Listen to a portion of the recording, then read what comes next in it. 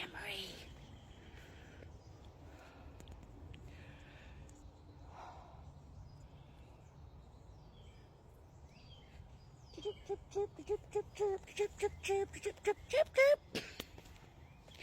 I hope everybody's having an amazing week.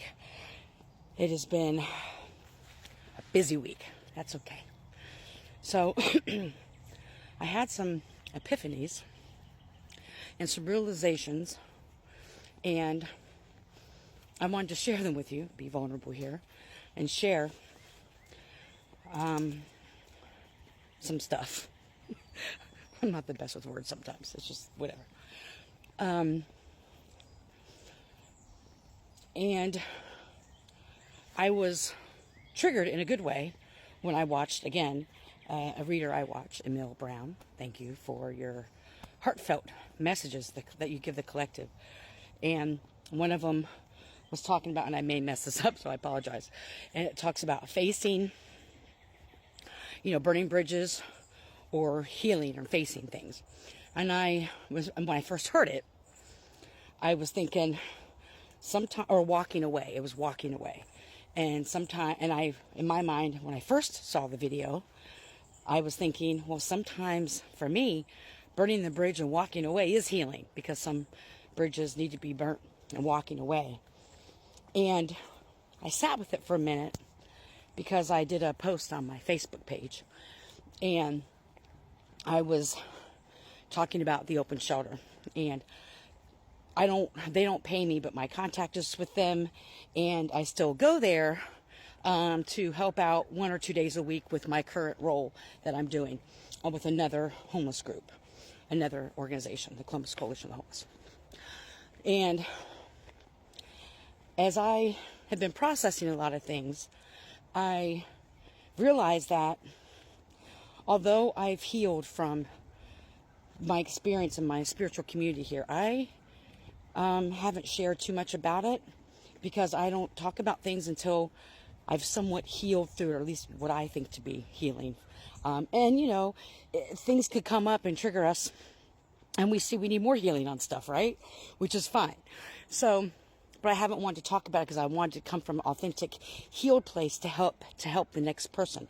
Because I know I'm not the only one who has been victimized and traumatized by the spiritual community or the religious community. Take what resonates for you. I turned my back on organized religion a long time ago because of what happened to me as a child and how the church has treated me. Now, I know not all organized religions are like that, and I've met some amazing people who are religious, and so that's not who I'm talking about. And I was ignorant to think that it wouldn't happen to me in the spiritual community. And when I tell you I have experienced some of the most betrayal, the most trauma and betrayal, and just dark shit, very dark things in the spiritual community, how they all came up against me. And I had to heal from that. And so I didn't run away. I was healing, and I disappeared for a while. And I realized through all my work with the open shelter, cultivating and building connections and relationships with the people there, that I did have a trauma, I don't know the right wording, but a community trauma wound that I had to heal. I had a community wound I had to heal. And it was Messages of the Waters 333 on YouTube. I talk about her often. That also brought that up about things that, and also in my reading, when I talk about abundances and things won't come to fruition, the scales won't be balanced until we heal certain wounds. And so I wanted to know, I was like, why haven't certain things changed or whatever? And so I was like, I'm healing my wound of community. Because even though the goal was to throw dirt on my name and spread, I'm not going to go into details, because you know that, the false narrative about you, that you're the bad person, all the lies made up about me, all the shit. I find it funny, actually. I'm not going to give them my energy because they have fake accounts and they watch me all the time. I see them. And so I'm not going to give them my energy, nor am I ever going to go back there. So, but I recognize that I had to heal this wound of community so I could learn how to trust and love, because I can't walk away from social work, and so I'm bringing my spiritual self into everything I do now. It's who I am. Not just the Reiki, but I'm able to place my hands on people and feel where sickness is at and send energy to it. And in some cases, I've been able to heal people that way. I don't like the word heal because it makes you, I don't know, I'm just not comfortable with that. But I know that's my own shit. Sorry, this wet dog just jumped on me. Hi! She's soaking wet, but I am too. Oh my God, to be a dog. And so I recognized, what's his name, Squirble? Anyway, I recognized that this is a wound I needed to heal in order to move forward, because I love my community. I love giving back. I love doing those things. And there's this elitism in the spiritual community. I don't know if anyone else experienced that. And it never rubbed me the right way. And that's probably because I'm a true to life. You know, how I am in my videos, how I am in real life. I love giving back. I love doing for others because I've been that person. I've been on the other side of pretty much every situation and have been treated less than because I didn't have money, or what they thought I didn't have money, or they thought I didn't have abundance. And one thing I've learned is that you can have all the money in the world, all the fancy cars, the fancy house, and all the events and all that, but if you're not abundant in spirit and abundant in your soul, you ain't got shit. And I had that. I had that abundance. And I'm grateful for the experience. I'm grateful for the trauma that I had in the community, because it finally awakened parts of me that I needed to heal. The abandonment wounds, the narcissist wounds, the people pleasing, because I was a fucking people pleaser. I mean, I literally lost my job when I moved into my apartment that I had, and was, you know, cleaning people's houses and doing readings here and there just to make a little money. And all that money was going to people I studied under to help them and to give.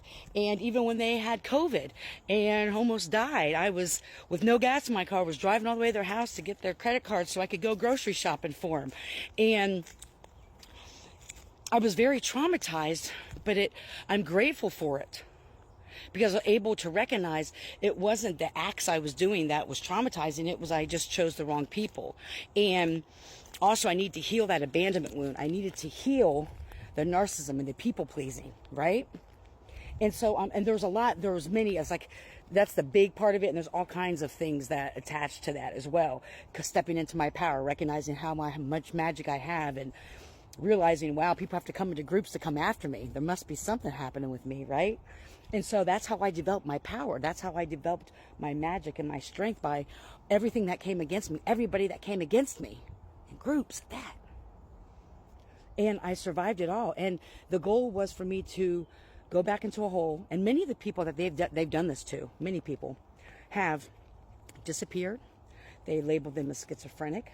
They started using drugs. Many of them ended their own life. And I wasn't going to be one of that, even though I knew that stuff was sent my way.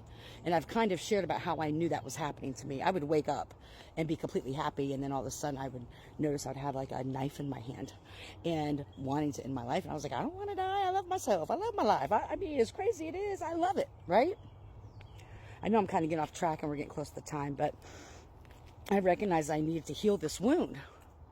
And Spirit always brings the right people in your life. I cannot say enough about the people at the Open Shelter. Even though I've had a relationship with them since the founder, for 30 years. And the founders, Kent and Mary, no longer with us. But they're the reasons why I became a social worker and why I loved working with the homeless. And no matter what phase of my life I came back around to the Open Shelter, they were always there. Whether I was a client or I was a social worker or I just wanted to volunteer, they were always there for me. And now it's the same way with the staff there. And we're almost out of time. But that's where I recognized that was a wound I had to heal. So there's different wounds that come up. And so I had to heal this wound of community in order to fully show up as myself. And these people have supported my spiritual path, my spiritual journey, my Reiki. They have supported it all. So I hope this message has helped some of those who recognize that just because you've been wounded in certain areas of your life, you can still heal it in unsuspecting ways that you may not even realize it, and still show up as yourself and be authentically you and authentically loved by those who mean well by you. I hope you're healthy and happy, full of joy.